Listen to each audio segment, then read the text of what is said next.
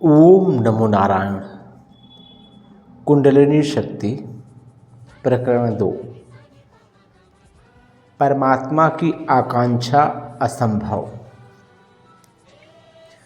आकांक्षा तभी पूरी होती है जब वह पूरी तरह मन एवं प्राण के साथ हृदय में जन्म लेती है।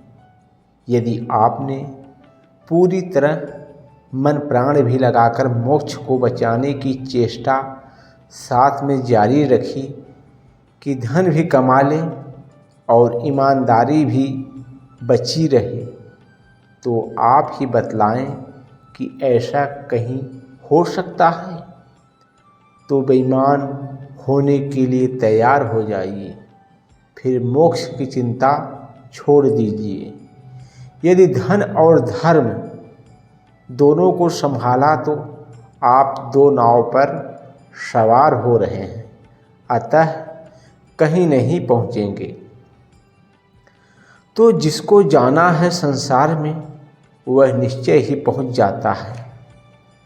आपके गुरु आपसे ठीक नहीं कहते, वे आपसे कहते हैं कि परमात्मा की आकांक्षा करो, संसार की आकांक्षा क्या कर रहे हो। और मैं आपसे कहता हूँ कि यह बात ही पूरी तरह उल्टी है। संसार की आकांक्षा करने वाला तो संसार को पा ही लेता है। सिकंदर सिकंदर हो जाते हैं, नेपोलियन हो जाते हैं, मिल जाता है। रही परमात्मा की आकांक्षा तो वह असंभव है, क्योंकि वह आकांक्षा से मिलता ही नहीं। लेकिन पहला कदम यही होगा कि संसार की चाह कर भी आपने कुछ सार नहीं पाया। संसार आपके लिए अंत तक रसहीन बना रहा। इस संसार में दो तरह के लोग हैं। एक वे जिन्होंने सब कुछ पा लिया जो वे चाहते थे, लेकिन सब कुछ पाकर भी सार न पाया, क्योंकि सार तो संसार में है ही नहीं। सार तो एकमात्र परमात्मा है। दूसरे वे जिन्होंने पाने का प्रयत्न ठीक से नहीं किया, इसीलिए आकांक्षा के दलदल में जीवन भर पड़े सड़ते रहे। पहले प्रकार के लोग ही ठीक अर्थों में धार्मिक हो सकते हैं। दूसरे प्रकार के लोग ठीक अर्थों में धार्मिक नहीं हो सकते।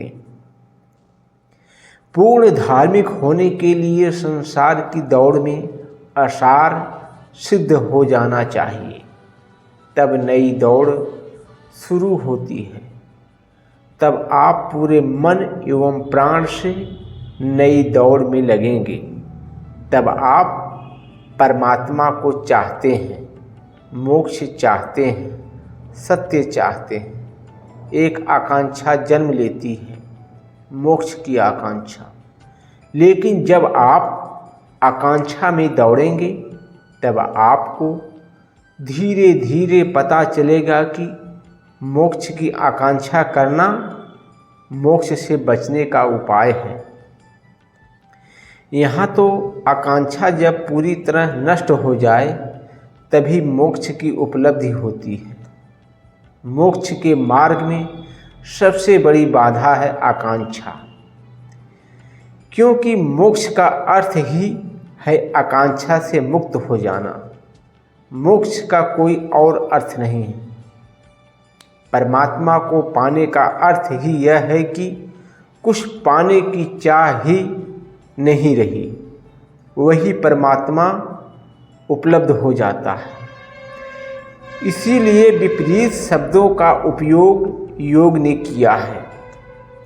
गीता में भगवान श्री कृष्ण ने भी कहा है, फल को न चाहकर मोक्ष की आकांक्षा करने वाले पुरुषों द्वारा मोक्ष की आकांक्षा विरोधाभासी है।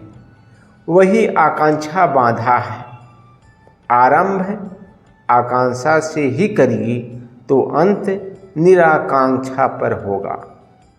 चढ़ेंगे चाह से तो धीरे धीरे अनुभव बतलाएगा कि चाह पहुंचाती नहीं, भटकाती है। और तब एक दिन आपकी चाह अपने आप गिर जाएगी और जहां आप अचाह हुए कि वही उपलब्धि है। शेष अगले भाग में।